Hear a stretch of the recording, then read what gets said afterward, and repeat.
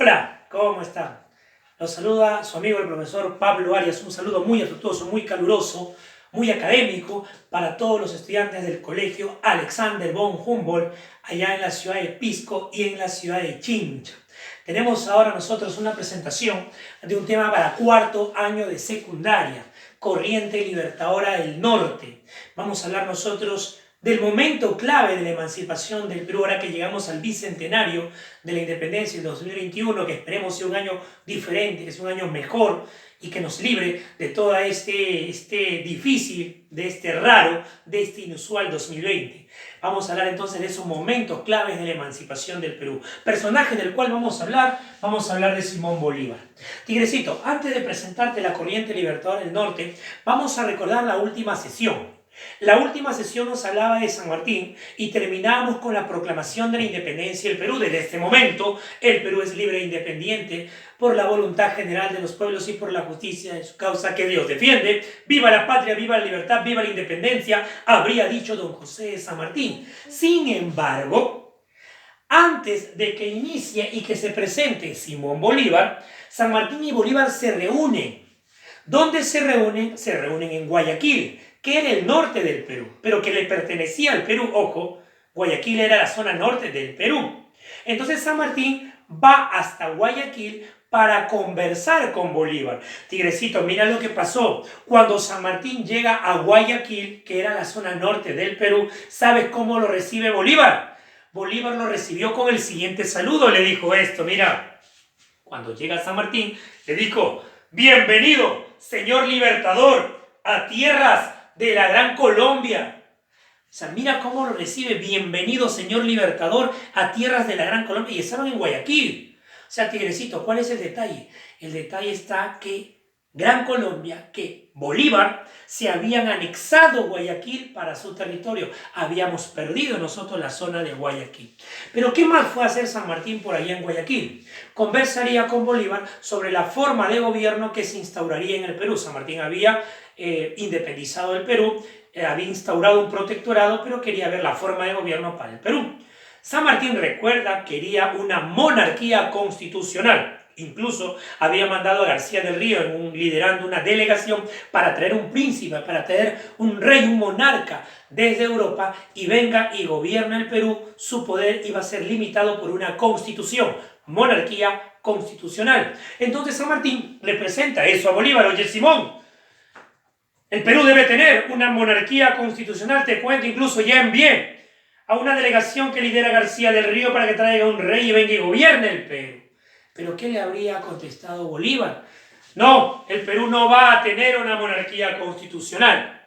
El Perú tiene que tener una gran federación de los Andes. La gran idea de Bolívar se plasmaba en la unión de todos los países en una gran confederación. Lo que él llamó Federación de los Andes. Ahora, un detalle: esta Federación de los Andes, por ejemplo, vamos a tener nosotros que se establece los lineamientos jurídicos, se van a establecer en el Congreso de Panamá, un poquito después. Entonces, repitiendo, ¿qué es lo que quería Simón Bolívar? Bolívar quería la unión de todos los países en una gran confederación, lo que él denominó Federación de los Andes. Entonces, si te das cuenta, Bolívar y San Martín en la forma de gobierno tampoco iban a llegar a un acuerdo. Y llegamos al tercer punto de esta reunión en Guayaquil. ¿Y cuál era ese tercer punto? San Martín le diría a Bolívar, o le pediría a Bolívar, ayuda, llámese hombres, armas, elementos bélicos, o sea, ayuda para que San Martín pueda consolidar la independencia del Perú. Cuando San Martín le pide esa ayuda a Bolívar, Bolívar le dijo, ¿no? General don José de San Martín, 2 soles no pueden brillar en el mismo cielo. Tigrecito, o sea, con otras palabras le indicó que los dos no iban a poder estar juntos para la consolidación de la independencia del Perú. Bolívar quería consolidar solo, solo, la independencia del Perú, con lo cual San Martín abandona el Perú a bordo del bergantín Belgrano, y todo estaba listo para la llegada de la fuerza bolivariana, en este caso, al Perú. ¿Qué cosa había en el Perú? En el Perú existía un congreso ya, Primer presidente, primer congreso peruano que estuvo presidido ¿por quién? Por Francisco Javier de Luna Pizarro. Ahora, en 1823 era presidente del Perú José de la Riva Agüero. Riva Agüero había ingresado tras el motín de Balconcillo. Sin embargo, hubo una serie de situaciones bastante complicadas en el Perú. Los realistas, recuerdan, no se habían ido. La Serna estaba en el interior, en la serranía peruana. Los realistas no se habían ido. Y hubo un realista llamado Rodil que retorna, que regresa y va a tomar Lima, obligando al Congreso peruano a sesionar fuera de Lima. ¿Dónde sesionaron? Sesionaron en el Real Felipe, en el Callao. Entonces el Congreso, ante la presencia de Rodil, ellos salieron de Lima, el Congreso decide destituir a Riva Agüero por la presencia de Rodil y la no respuesta de Riva Agüero, y decide poner en la presidencia a Torre. Entonces repito en palabras sencillas, escúcheme, no te pierdas, los realistas habían llegado y los realistas habían tomado Lima.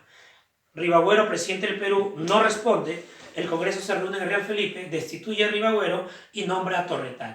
¿Cuál es el punto? El punto está que Riva Agüero no acepta la destitución y forma un gobierno paralelo en la ciudad de Trujillo. Tirecito, ¿cuál es la conclusión? Que en 1823 el Perú tenía dos presidentes. Riva Agüero, que se encontraba en Trujillo, y Torre Tagle, que se encontraba en Lima. Esa era la situación política del Perú.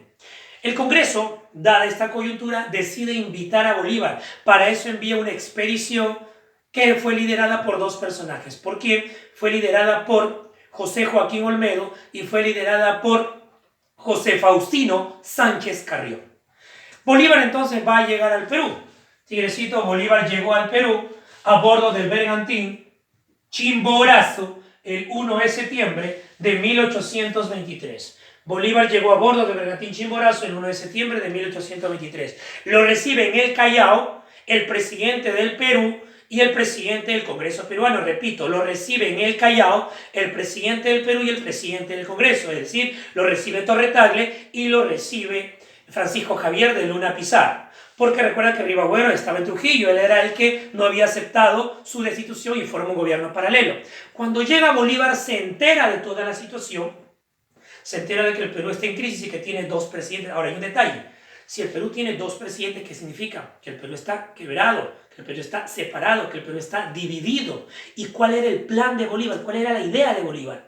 La idea de Bolívar era la unión. Recuerda, él quería una federación, una confederación que denominó Federación de los Andes, la unión de todos los países. Entonces para él era crítico, para él era sumamente crítico que llegue al país, que llegue al Perú y el Perú esté quebrado, separado, dividido. Porque cuando llega Bolívar al Perú, la situación política era que veíamos una crisis. El Perú tenía dos presidentes, Torre Tagle, que se encontraba en Lima, y Riva Agüero, que se encontraba en Trujillo.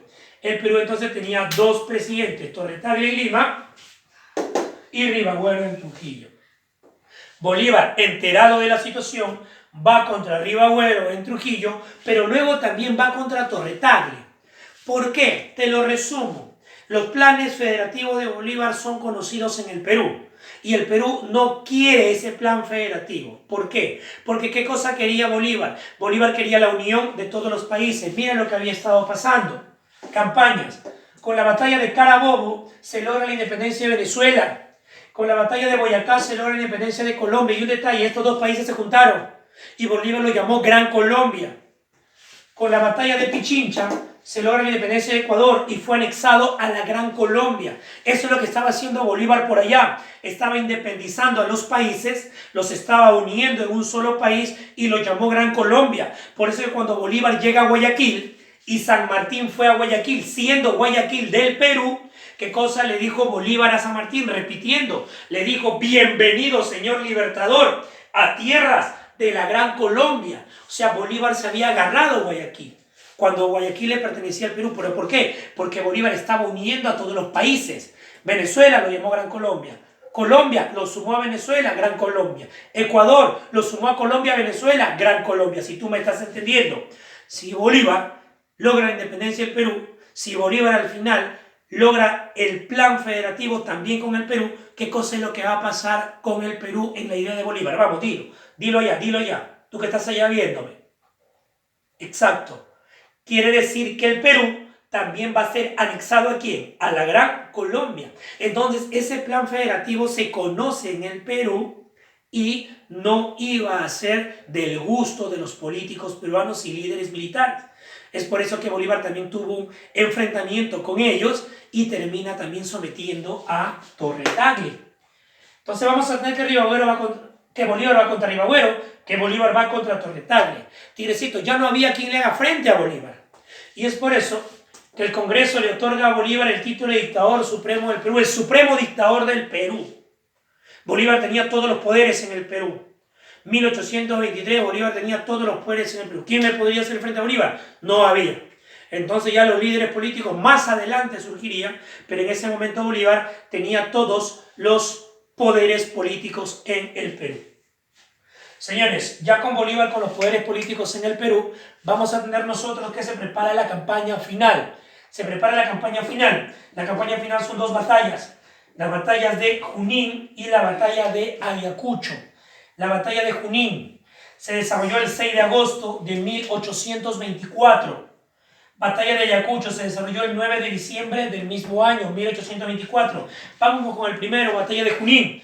6 de agosto de 1824. 6 de agosto de 1824. Esta batalla fue llamada batalla de los sables, batalla de las caballerías y batalla sin humo. ¿Qué significa sin humo? Que no hubo arma de fuego. O sea que no hubo armas de fuego, solamente hubo sables. Batalla de las caballerías. Batalla de los sables, batalla sin humo, acuérdate. Este 6 de agosto de 1824 se le da un golpe letal a los realistas.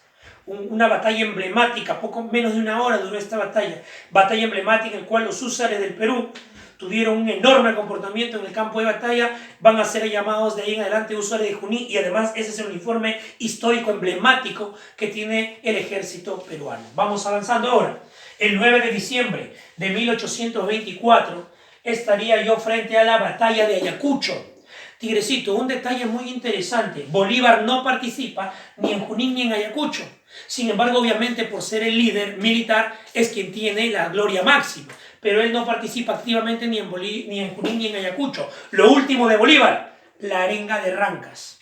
¿Y qué dice la arenga de Rancas?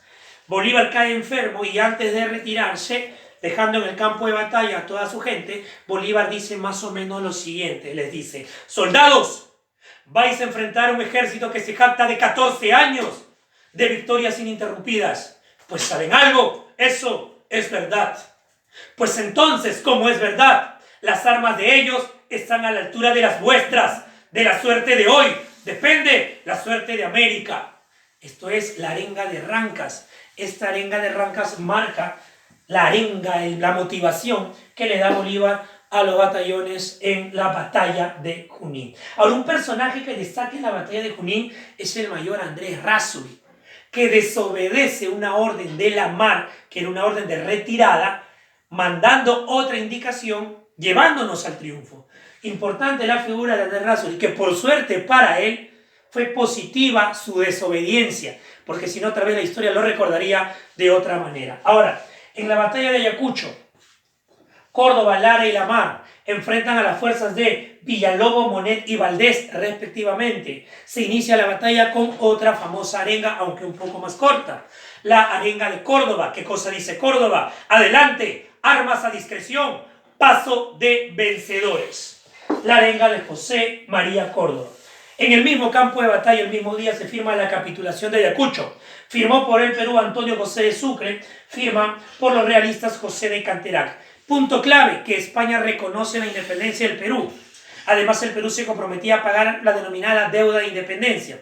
Aunque esto no fue muy claro y ejecutado, porque recuerda que la no ejecución, la desobediencia, digamos, o digamos el no cumplir la capitulación de Ayacucho lleva al Perú y España a otro enfrentamiento, al famoso enfrentamiento que Jorge Basadre denomina, por ejemplo, la lucha por la segunda independencia del Perú, que tú conoces como la guerra con España, que tiene 3 enfrentamientos emblemáticos: el combate de Artao, el bombardeo de Valparaíso y el combate del Callao, que de repente a ti tu profesor o profesora ese combate del Callao te lo presentó como el combate del 2 de mayo, que ya veremos en clase más adelante. Bien, señores, esta ha sido la corriente libertadora del norte con el gran Simón Bolívar, personaje amado por muchos en la historia, criticado, censurado. Ya vamos a hablar un poquito más de la figura bolivariana. En este momento, en este escenario de la historia, un personaje positivo, ya veremos qué sucedió más adelante. Un saludo caluroso para todos ustedes, estudiantes